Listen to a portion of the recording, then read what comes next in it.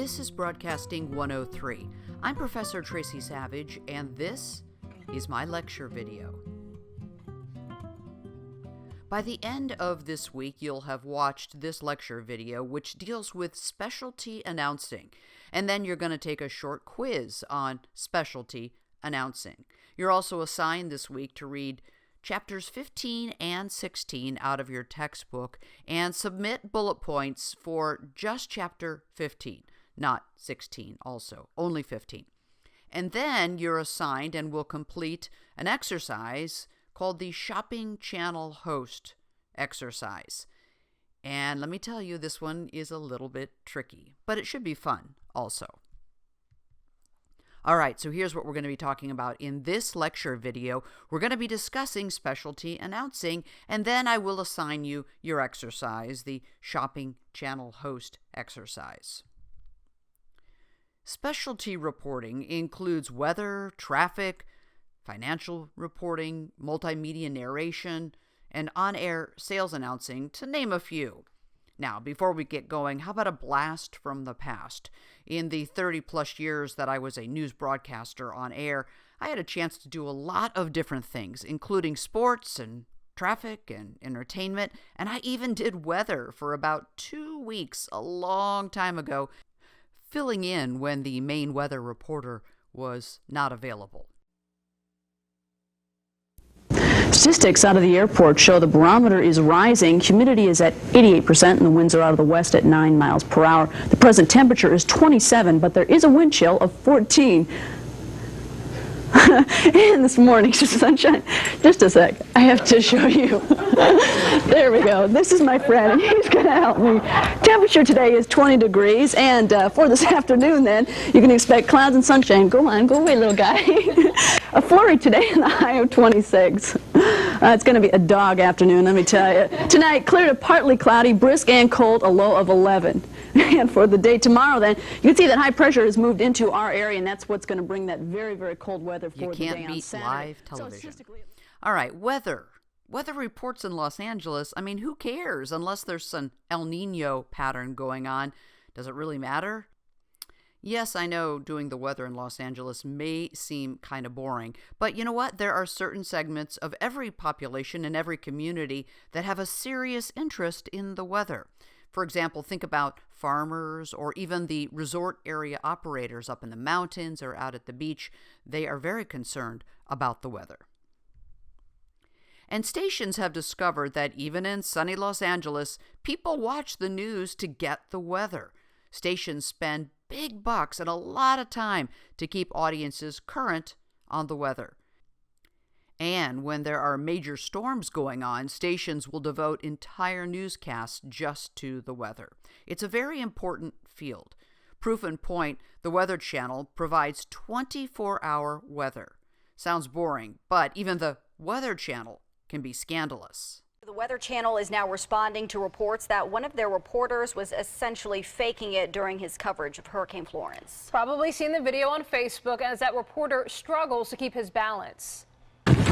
Okay, picking it up here in Wilmington, North Carolina, right at the Intracoastal, and we're in one of these bands. So that's Mike Seidel in Wilmington, North Carolina, but as he braces and fights the wind Friday, check out the two guys who seem to walk right by him in the background there with no trouble at all. The video has been shared more than 1 million times on social media. So now a spokesperson for the Weather Channel is defending Seidel, saying it's important to note that the two individuals in the background are walking on concrete while Seidel tries to maintain his footing on wet grass. The spokesperson goes on to say Seidel was exhausted after reporting on air until 1 a.m. If you look at local TV, you'll see a lot of young, inexperienced weathercasters, even in major markets like Los Angeles. It happens, especially if they're good looking. But viewers can spot ignorance, and many of these young, inexperienced weathercasters don't last very long. And while the job may seem easy, it's not always fun.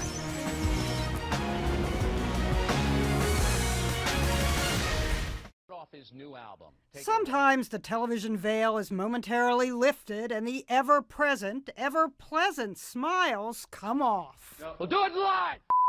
And TV people act like they're not on TV. What are you doing?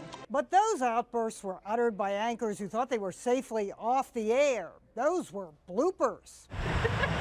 What happened in the middle of a Wisconsin snowstorm falls in the category of blurted out truth.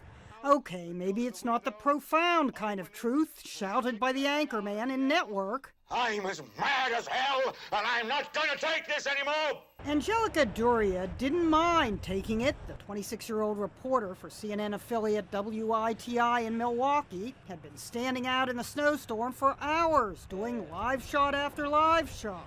I have been here since, 3:30 this morning. Yeah. And it is now, I don't even know what time it is, 9:45. I'm exhausted. I've run out of things to say. It is snowing, and it sucks here. Angelica, welcome to Real Milwaukee. Most viewers loved it. The station's general manager loved it. Angelica's mother loved it. A TV critic wrote that this apparently famous weather instrument, the WITI snow stick, probably blushed. Maybe Angelica wasn't as posh as, say, Prince Charles, the time he did the weather. Cold, wet and windy across most of Scotland. But at least Angelica's not getting teased like the Today Show's Al Roker did when he had what he described as a brain freeze, to which some YouTuber added a soundtrack. You unlock this door with the key of imagination. Angelica was in her own twilight zone of ambivalence when she tweeted, "Not sure if I should be proud or embarrassed of that moment, LOL." Be proud, Angelica. They say the truth shall set you free, even if it doesn't free you from freezing your butt off doing live shots. I'm as mad as hell! And it sucks here. Jeannie Mo, CNN, New York. If you want to pursue a career as a weather reporter, you have to get formal training. Knowing how to report the weather can be an extra asset for young announcers seeking a job in broadcasting, but you must get formal recognition to show credibility and be a stronger contender in a competitive job market. In addition to locally developed reports, the U.S. National Weather Service provides continuous information through telephone lines and computer links. Commercial weather information services have developed, such as AccuWeather, which provides weather services for a fee. Anything from basic information and weather maps to gorgeous graphics and animated charts. Radio stations can obtain complete, localized reports where the reporter, sometimes working in Pittsburgh, produces reports for the different cities around the country. The reporter identifies him or herself with the station purchasing the service and includes references to local situations or landmarks. In addition, wire services like the Associated Press supply their subscribers with considerable weather data, which forms the basis of many radio reports. Today, particularly in television, local TV stations like to have their own weathercasters. I'm here with Fritz Coleman from KNBC Television. Really nice guy. He's also a stand-up comedian, and so he's pretty funny too. Often, weathercasters are often characters. Generally, these people must be personable, but also serious about the weather. They are called upon when there are serious weather conditions. If you're going to do the weather, you have to learn the lingo, and there's very specific weather terms. Although most reports focus more on simple explanations for the viewer, you must know the weather terms and meanings in preparing your report. I'm going to put up a few slides of several different weather terms, and you can stop this video if you want and take a look and learn a little bit more about those terms. Let's take a look.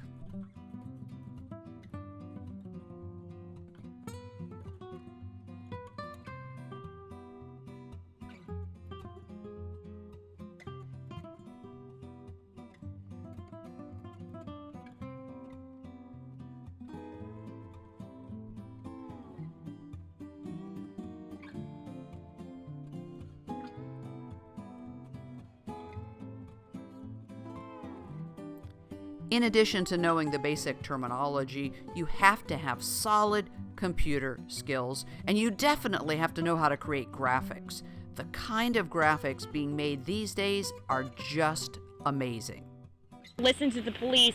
There have been these Switchwater rescues, and that is the message. They will come to get you. It may just take some time. This is extremely dangerous, but once we get up into that 6-foot range, look at how high this water goes.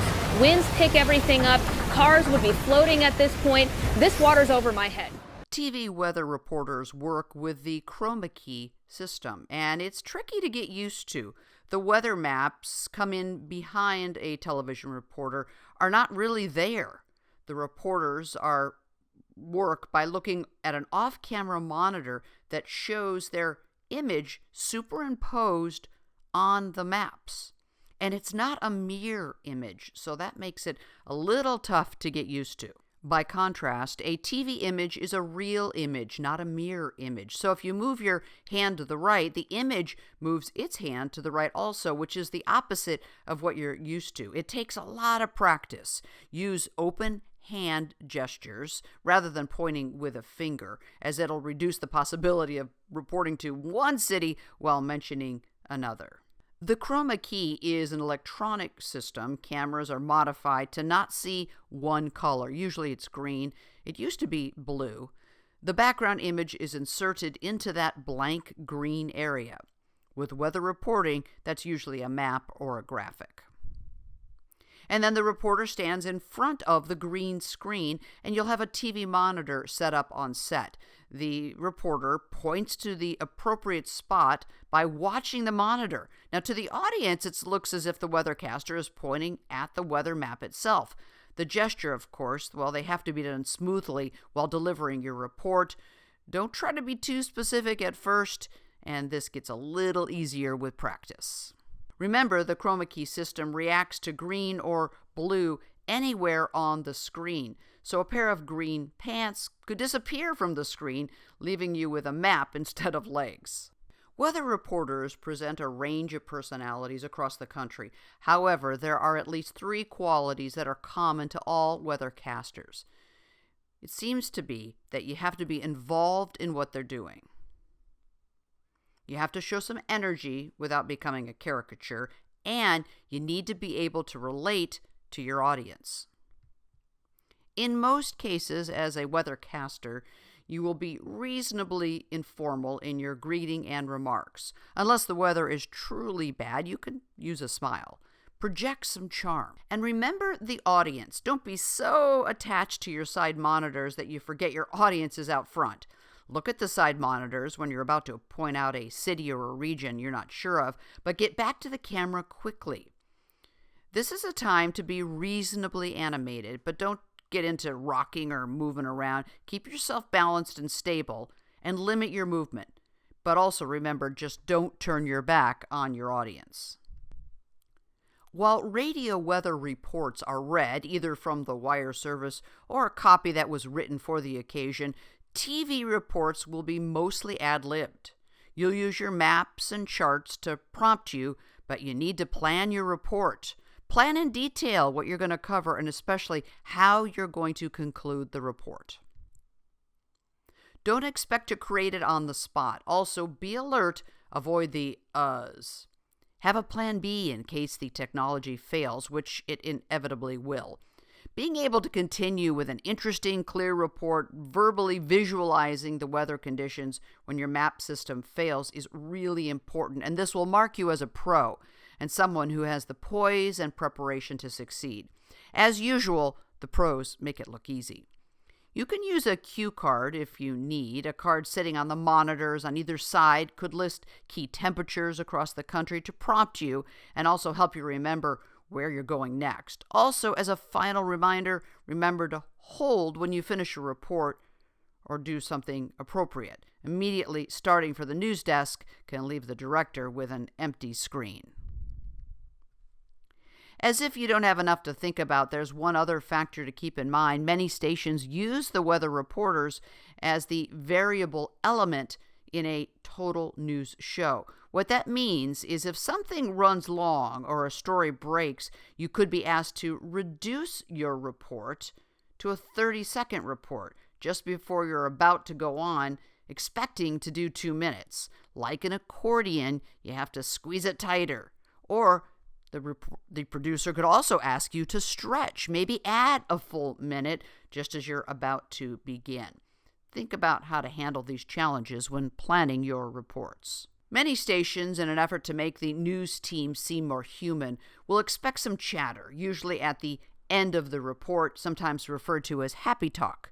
This could come in the form of a question or a comment from an anchor such as, "Do you think it's going to be clear for the game on Saturday?" Or, "Will I be able to get a round of golf before the storm hits?" You'll be expected to make a pleasant and interesting response, so again, some advanced planning is helpful. Discuss ahead of time what you're going to chat about. Also, you may not be aware, at a station, the weather person is often considered the science expert and can expect to be called on for an explanation of all sorts of natural phenomenon, such as earthquakes and tides and tsunamis. A broad science knowledge can be a valuable asset. And still another point you should know is that all those maps and charts and videos are controlled by a single clicker that you are holding. In true multitasking, you will be communicating with the audience while getting the right visual on the air at the right time.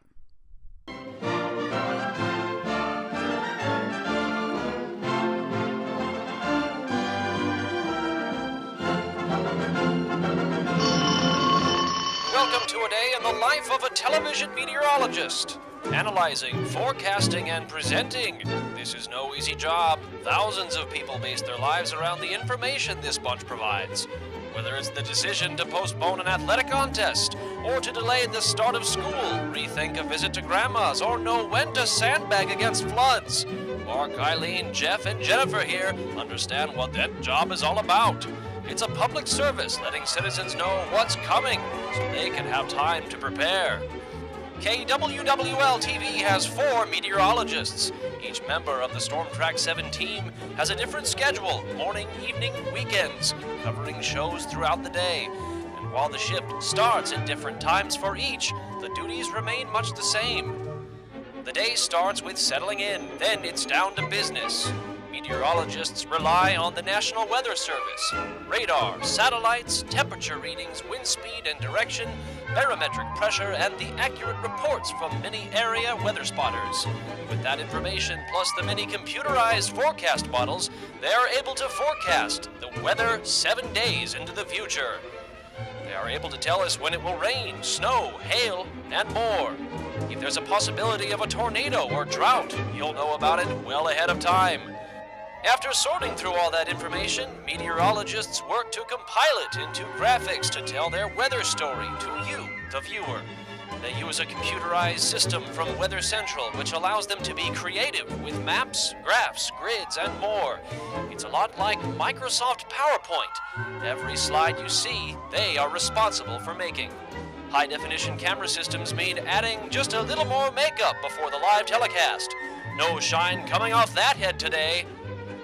Showtime! Today, the Storm Track 7 team is expecting highs in the 20s with snow expected in the coming day. The weather segment is coming up next. Here you see the meteorologist standing in front of a wall painted green. But wait! Now you see a weather map behind them. How can this be? It's possible with the help of technology. The camera sees green, but a digital video system is able to replace that green with the weather graphic. Everything you see that is green will be changing soon.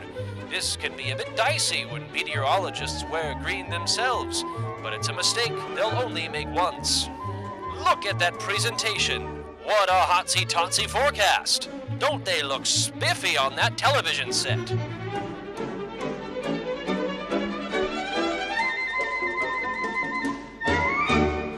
Being a meteorologist requires years of education. Each forecaster at KWWL has a degree from a collegiate institution in the science of meteorology. Many of them have taken it a step further, getting a certification in their professional field.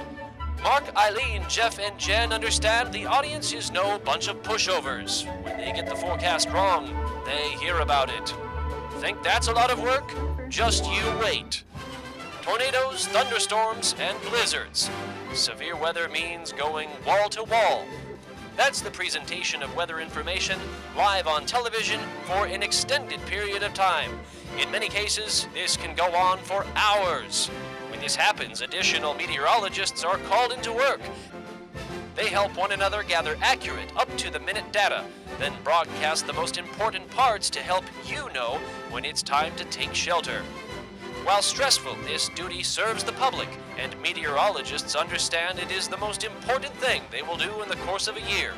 Early notification of approaching storms has been proven to save lives.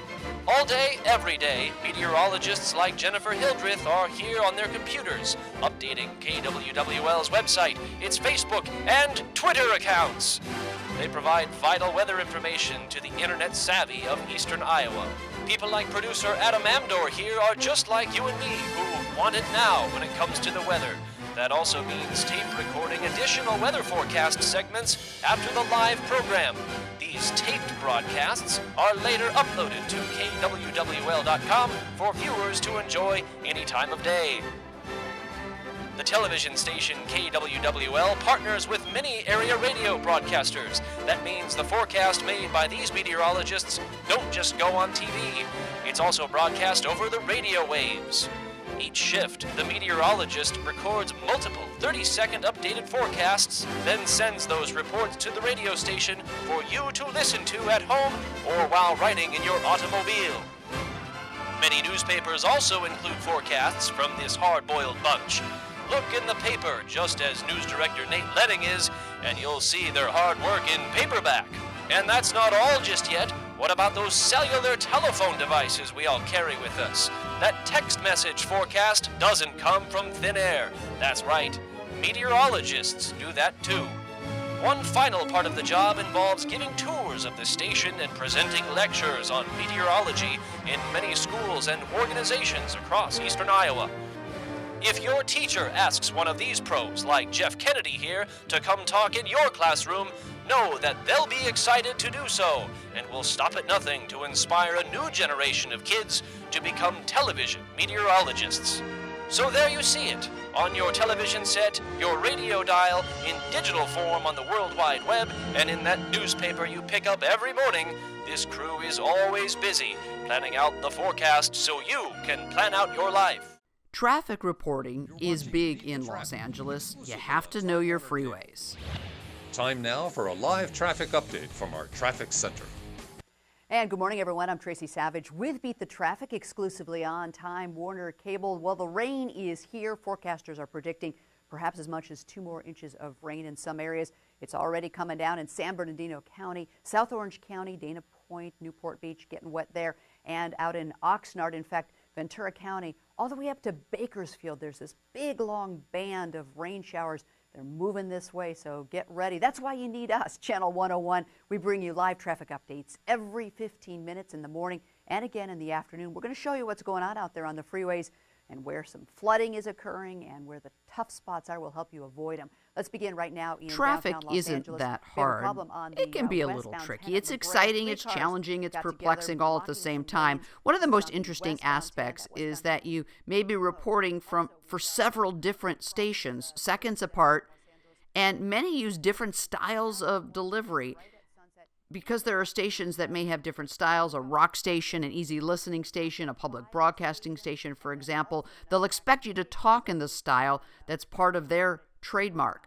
Oh, and these stations could be in different parts of the country.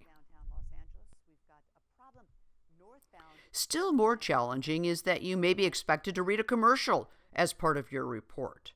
Oh, and then there's this. Some talent use more than one on-air name. And remembering who you are at any moment can be a problem. If you land an opportunity, you may feel overwhelmed at first. Use notes in the beginning. Reports run from 30 seconds to a minute 30 with a commercial included. Remember, you need to keep a professional tone, using the style appropriate for the station to which you are reporting. Don't speak too fast, speak clearly, enunciate, and you must know your city. Not only the major routes and intersections, but significant landmarks as well. Major buildings, playgrounds, major factories, and airports. Moving on, if you like dealing with finances and money, Let's talk about financial reporting. Over the past 25 years, Americans are more conscious of financial markets. With IRAs and 401ks, people are investing retirement money in the stock market. In response, we have 2 cable channels devoted to financial news, and many radio and television news reports are placing greater emphasis on the markets, and this trend will probably continue. Financial reporting is a very specialized field. For full-time anchoring on a cable channel, you must have knowledge of economics and experience in the stock market, as well as news writing and reporting skills. All of it are essential.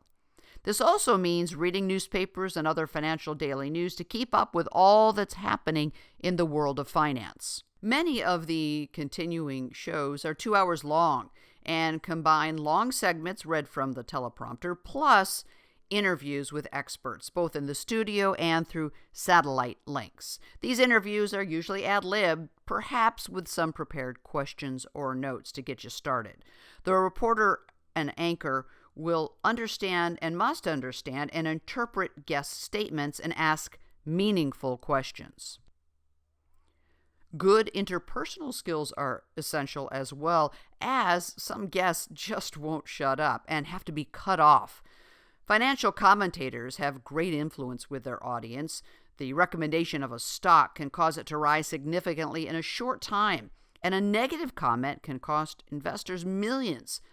Financial commentators have a responsibility to be careful and avoid any hint of favoritism. And remember, hosts cannot accept money. They can't accept gifts or bribes, and hosts can't invest in stocks being discussed on the air. If you purchase a stock and then seem to be making favorable remarks about it on the air, you can be accused of touting the stock so that the price will rise and making a profit for yourself. This is both unethical and illegal. Careers have been destroyed in this manner, and it's just not worth the risk. One of the newer performance specialty areas is hosts of a television shopping channel. You're going to be doing that this week. You're doing an exercise where you're going to be hosting a home shopping channel. I'm going to go through the instructions for this exercise in this lecture video. As a host of a shopping channel, your goal is to sell as much product as possible. Although brief digressions into humor or nostalgia are acceptable, the focus must always be on sales. So listen up. The information that I go over now will be helpful when you do your live hosting of a television shopping channel. In terms of skills, the ability to ad-lib for long periods of time is essential. Usually for 1 or 2 hours, you're going to be offering items that have some common element or thread, like jewelry or cookware, women's clothing, or sports memorabilia. You will need to be able to chat about the items, describe them, be enthusiastic about them without showing any strain or loss of excitement. Through it all, you'll need to regularly mention the product number to be used for ordering and the price, which of course is always a bargain. In some situations, you may also be pushing how little time is left for the viewers to get their orders placed. And also be sure to give them the phone number to call in now and place their orders. The gift of gab is a necessity. You will most likely specialize in item types. It could be jewelry, perhaps just gold jewelry, or it could be electronic devices like GPS receivers. Consider your image. Certainly it should be friendly, sincere, interesting, and knowledgeable. You'll want to seem like someone who is up to date on fashions and fads, a little sophisticated, but not so much that the audience feels disconnected from you. Be their friend, someone they could admire without being overawed. If your audience is able to relate to you, they will support you with purchases. In many cases, you will also receive and field live calls from customers during the show. QVC has a testimonial line for those who want to say how much they like the items on sale at the moment, and we'll talk with the hostess as well. You'll need to be interested in the caller, but you got to keep it brief while being conversational and friendly. You'll also be quizzing them on what item they bought and why. as well as subtly seeking a statement about how great this or that product is. When a group of items is to be offered, you'll have a briefing session with your buyers before you go on the air, who will go over the product's characteristics, advantages, and applications. Those are the talking points to focus on. Although any related personal experiences or general knowledge will be useful, you really need to become an expert on the subject. This can give you material to supplement the information you've been given. Using or wearing the items can also give you personal experiences to draw on.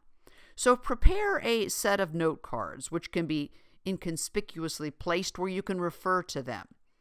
You'll only be able to glance at them while you're talking, so learn them well and just use bullet points. As a home shopping channel host, you're involved in sales, but it's also entertainment. The product is the start, but you are the host, the ringmaster, and consultant.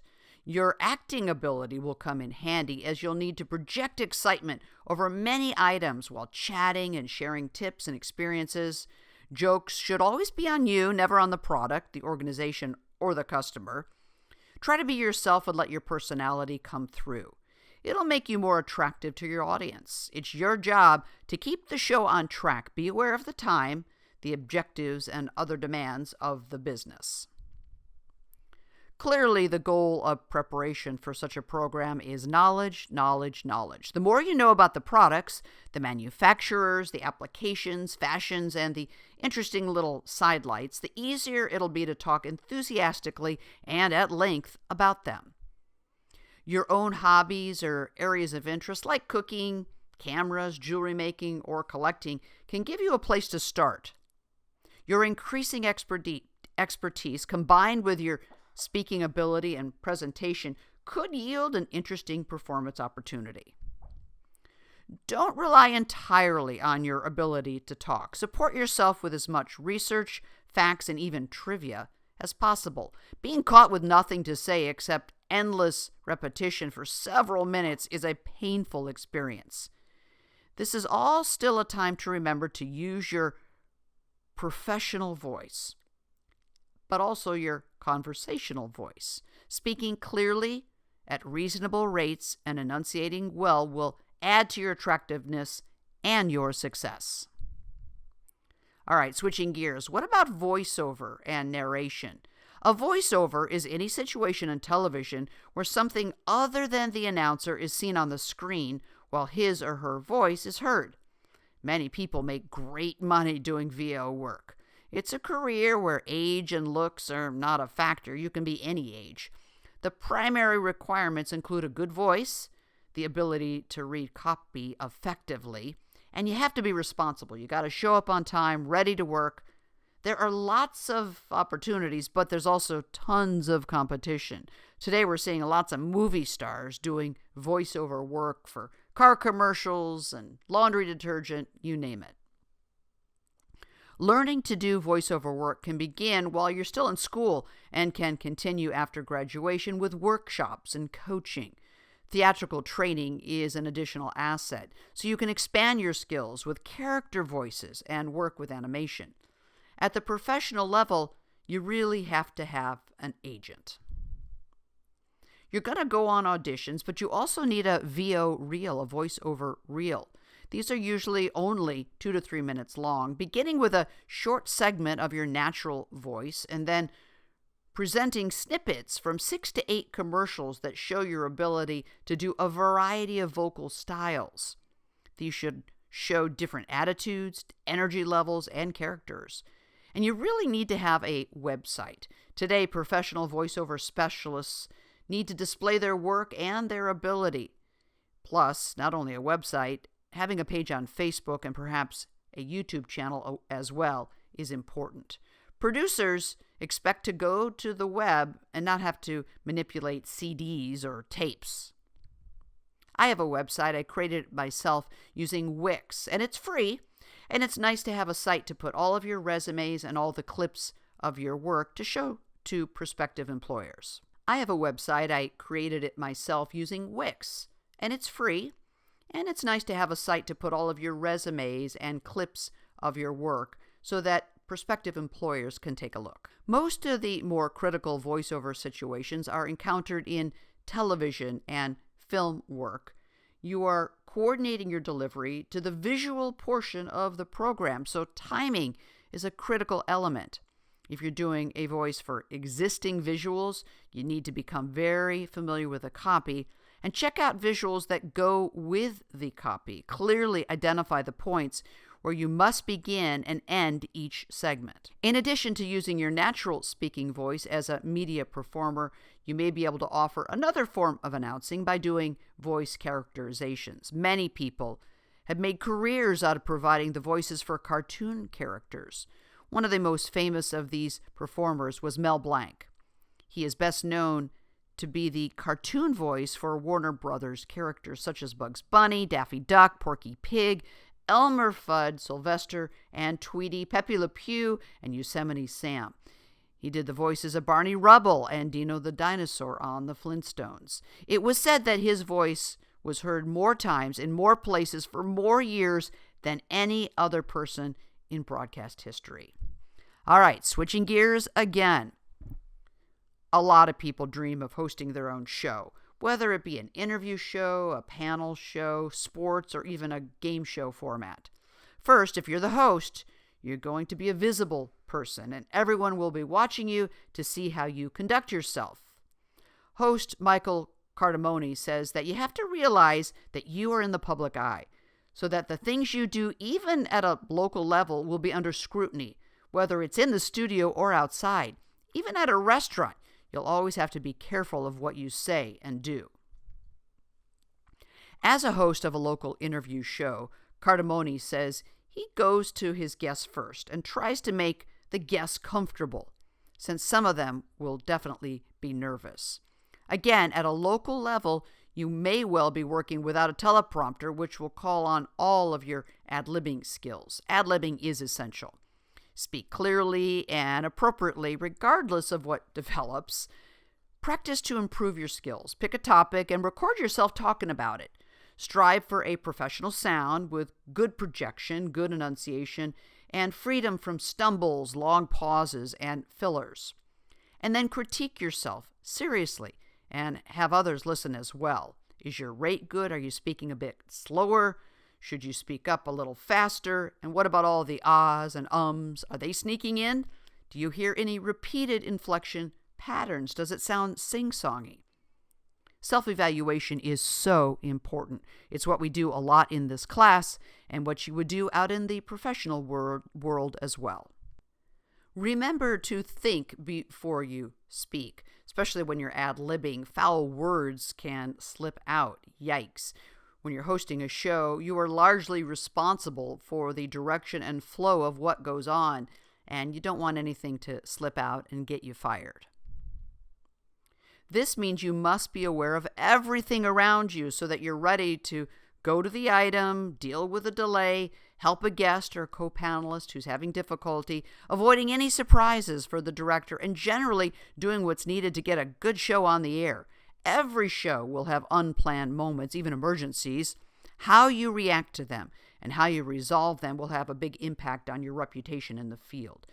You have to be thick-skinned. Regardless of what type of show you're doing, there's probably going to be some criticism. You can't please everyone who watches. You have to realize that you may get more criticism than praise. And if you're a female, there are women out there who don't like the way you look or the way you dress, or they're mad because you're on TV and they aren't. I used to get vicious calls because of how I parted my hair or the type of earrings I happen to be wearing. The internet has made it easier for the audience to send criticism, so it's even tougher now. All right, well, that's the end of specialty announcing. A reminder, when you finish watching the rest of this lecture video, you're going to take a short quiz on specialty announcing. And now I'm going to assign you your exercise for this week. You're going to be a shopping channel or a shopping network host. And the purpose of this exercise is to practice ad-libbing using a soft sell style in the format of a television shopping channel. Now, these instructions are all provided for you in this module, so you can go through and read it all, but I'm going to go through it for you right now. So here's some notes. Remember, ad-libbing requires preparation and knowledge about the subject. Don't expect to wing it. It won't go well. Ad-libbing requires proper use of English grammar and pronunciation. Selling requires the announcer to understand the advantages of the product. You got to know what you're selling. Energy levels must remain high during the entire time of the ad-lib without becoming a hard sell. Ad-lib material should be delivered in a conversational and friendly manner. You're selling it to your friends. Remember to include an element of entertainment and use acting skills when necessary. Repetition is key to a good salesperson. So how will you do the project? Well, you will ad-lib as a host of a shopping channel or shopping network for about 4 or 5 minutes. And you can record this directly into the Canvas Dropbox using the record media option. So remember to set the camera, if it's on your laptop, at eye level with a medium to wide shot so you can see you from the waist up. The shot should be wide enough so you can see the products on a table in front of you. So make sure you set up the camera and then take a few steps back to get a wide shot. Come up with a name and a phone number for your show. For example, mine would be the Savage Shopping Channel. The number is 800-888-1234. Come up with an easy number to remember, but you're going to put this info on a 3x5 card and place it somewhere so that you can see it, right? So that you can refer to it many times throughout your report. Then you're going to choose 2 products that are related, like 2 pieces of jewelry, 2 pieces of clothing, a couple of tools from the garage. It can really be anything. Pots and pans, cookware. This exercise is easier, though, if you select something you're familiar with and know well. Give each product a product number. You can number them 001 and 002. And give each product a price, the full price, and then a discounted price. And put this information on a 3x5 card for each product, the product number and the price on a 3x5 card, and then attach it or somehow tape the cards to the products, or at least put them somewhere so that you and the audience can see the cards. Usually you might want to put them right at about your eye level, right just off to the side of where you're standing. Now, for each of the products, prepare a list of positive qualities, simple bullet points that would entice the audience to buy the products. This is your cheat sheet. And you can put this near the camera so you can see it, but it's out of view of the audience. You're going to want to talk about each product for about 90 seconds to 2 minutes. And when you're finished talking about the first product, then you'll switch to the second product. Now, remember to mention the product numbers, the price, and if it's a bargain, and maybe if you buy 2, you get a special price, and also the phone number to call to buy. Mention all of that frequently, at least 3 or 4 times with each product. Include the use of gestures when selling the products. Be sure to handle them following the guidelines that we've mentioned in class before. So I've come up with a script outline for you. You don't have to use this, but this is just to help you get started. Part 1 is the open, where you would introduce the show, introduce yourself, and give the phone number. And so here is, you can fill in the blanks. Hello, and welcome to the name of your show. My name is Tracy Savage, and today I have some incredible whatever for you. Before we get started, here's the phone number to order your products, and you can say what they are and then read the phone number. So that's the open, right, to get you started. Then you're going to launch into the 2 products. You're going to do a quick review of both products. Today, we're talking about jewelry, and I have 2 special pieces of jewelry to show you today. And so I gave you, again, a quick script that you can use. You will give the numbers, you'll give the prices of the 2, maybe a special rate if you buy 2, that kind of stuff, and then you'll give the phone number again. That's part 2. And then part 3 is you're going to discuss the first product only for about 90 seconds, and this is where you're really going to sell it. You're going to tell us why this product is so special. You're going to say why you love it so much. You're going to say what it costs. You're going to give the phone number for them to order theirs right now. Call now before they're gone. And you're going to explain why they would love this product. You don't have to follow this script exactly, but this is just some help to get you started. And then part 4, you're going to do the same thing that you did with part 3, but with product number 002. You'll talk about this other product for about 90 seconds, but in detail. Tell us about the product. Tell us where it came from. Tell us why it's so special. What does it cost? Why do you love this product? And then give the phone number again and urge them to call. Urge them to call now. And you'll tell them why they will love this product, whatever it is. And then part 5, you're going to close the show, reminding them it's their last chance to buy. Give the number again, the phone number.